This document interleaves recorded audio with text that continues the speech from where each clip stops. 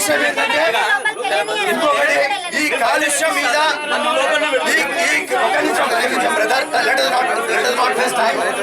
ఒకటి ఈ కాలుష్యం మీద దీనితోటి ఒక నిమిషం మాట చెప్పుకుందాం.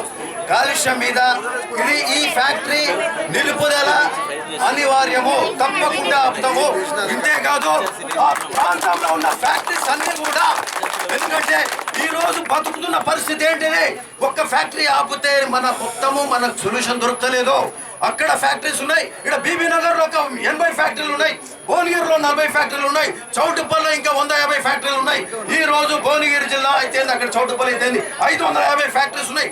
ఆల్రెడీ కాలుష్యం వెదజల్లుతున్నాయి. ఇవన్నిటి మీద గాలి గాని భూమి గాని వీటన్నిటి మీద, అన్ని ట్రీట్మెంట్ల మీద తగు చర్యలు తీసుకోవాల్సిన అవసరం ఉంది.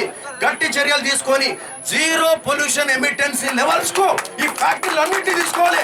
ఒక అంతమా కూడా ఈ హెజోలా కంపెనీ కాదు, హెజోలా కంపెనీ ఆపినాక కూడా ఉద్యోగం ఆగిపోదని చెప్పి ఈ ఫ్యాక్టరీలు అన్నింటినీ కూడా గవర్నమెంట్ పెడతారా, కామన్ గా అక్కడ ఎఫ్లూయెంట్ ప్లాంట్స్, లేకపోతే ఫ్యాక్టరీ వాళ్ళు పెడతారా?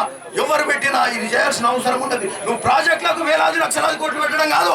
ఇక్కడ ఈ ప్రాంతం ఆల్రెడీ మూసీ బారిన పొల్యూషన్ బారిన పడ్డ ప్రాంతం ఇది. భువనగిరి అయితే, చౌటుప్పల్ అయితే మూసీ పొల్యూషన్ ఆల్రెడీ భరిస్తున్నాం. ఫ్యాక్టరీల పొల్యూషన్లో ఏ మాత్రం భరించే పరిస్థితి లేదు.